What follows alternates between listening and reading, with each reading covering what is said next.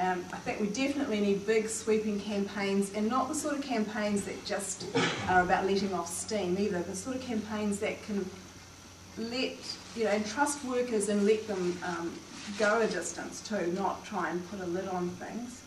And I think the well-off unions should give support to the casualised, low-paid sectors, but I'm not convinced that there's a consciousness in the leadership of those unions to make it happen yet.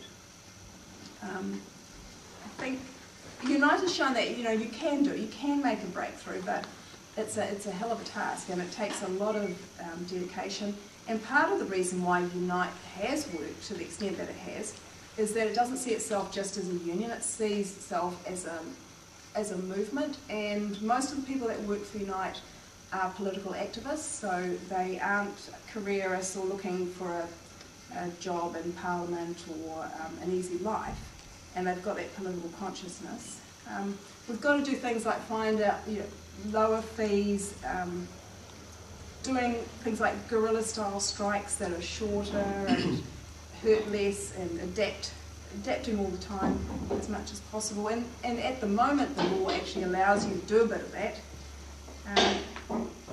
I think we might get to talk about it, we certainly are talking later in the conference about the $15 minimum wage campaign, which is the sort of big scale campaign that's probably needed to get things moving, which will go right across the working class. And it's a really good, if you haven't heard about it yet, it's about a petition to have a referendum on the minimum wage to raise it immediately to $15 an hour. It's got potential because it's a thoroughly working class issue. It's not like a smacking law where it's very divisive. It raises the issue of working class unity. It's a basic bread and butter issue, but it's got that sort of solidarity side to it. So, and I think it's a really bold offensive too. It's not too far out from where people are at, but it is a big ask. So hopefully it'll certainly test the waters. We'll be able to see people are really willing to engage. Just follow up, Peter. You're saying the union membership is 360,000 workers in CTU affiliates. Yeah. Couldn't they all sign the petition? We'd get it done in a week. Well, there's a worldwide challenge around the whole question of union density, and a lot of people would say that the kind of trend towards smaller workplace size and other issues have made it structurally more difficult for unions to be able to operate. A lot of people say ideologically people are more individualistic and things like that. And certainly there are those issues that are there. I think, in terms of my perspective, what the trade union movement is trying to do is to have a number of models of unionism, if you like, that can try to reverse that. And I would openly say that we haven't been that successful in doing it. I mean, clearly the Employment Relations Act, which says one of its objectives is to promote collective bargaining, to end up with 9% of the private sector covered by collective agreements after 8 or 9 years of a law that is to promote collective bargaining, shows that it's not working. So there are some legal issues there, but I think it goes beyond that into the ability for unions to be able to change, to appeal to young people, to migrant workers, and to have the sort of level of activity and participation that can not only build union membership, but active union membership. I guess the PSA is the union that's most openly embraced the partnership model. And what they say is that adopting the partnership approach means breaking down the old them and us attitude and building a relationship based on cooperation, not conflict, even though differences remain. And I think that would be absolutely fine if there wasn't a them and us.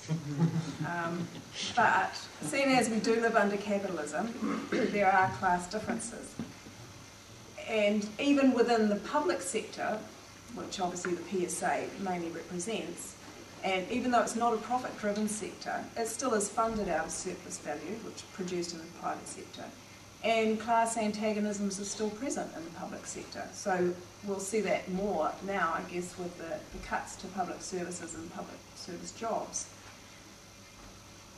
There's I don't think anyone in this room doubts that the capitalist governments rule in favour of the capitalist class. So when it's crisis time, any partnership we might have had, it goes out the door. Or another way to look at it is, you've got a partnership, but one of the partners is on top, and invariably it's the capitalists. So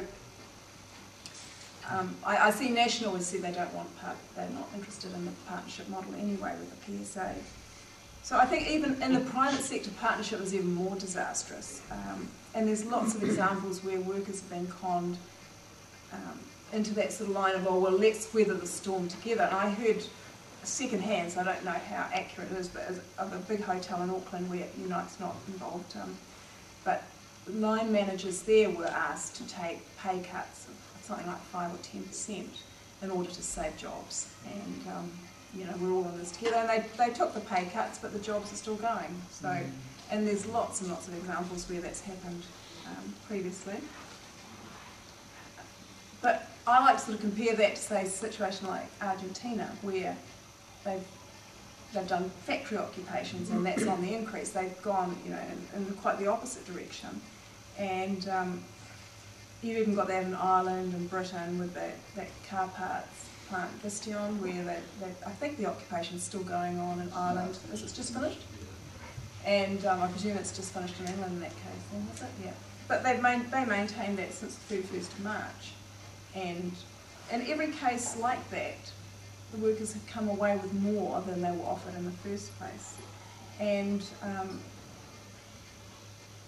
Waterford Crystal Factory, they did a 7-week occupation and ended up with a redundancy package worth €10 million, and the possibility of getting some jobs saved. So you always, invariably, if the workers are willing to resist and willing to struggle, then you should go for it, because you'll get more out of it every time. And I think there's always some form of resistance that's available there too, rather than it may not be that you're in a position to occupy. It may not be that you're in a position to have strikes always, or to kidnap the boss, but definitely taking, I'm talking really in contrast to, say, the private partnership model of let's soldier on together. If you get anything out of it, it's very, very temporary, and you pay for it all back later. I've certainly seen a case, Daphne, where Unite is involved with the Partnership Resource Centre around a project. You're going to dog me in? No, I'm not dogging you in, but I'm just saying, and from my point of view, that's fine. Yeah. That's fine. That's a horses for courses thing. It was something that, it was probably that you got some money to do some things you wanted to do anyway. Let's be frank about it. But that's what tends to happen. But as the main mode of organising against capital for unions, to say partnership is the main thing, I would agree with you. That is a problem. And what's the CTU's policy on kidnapping bosses? I haven't seen it on the website.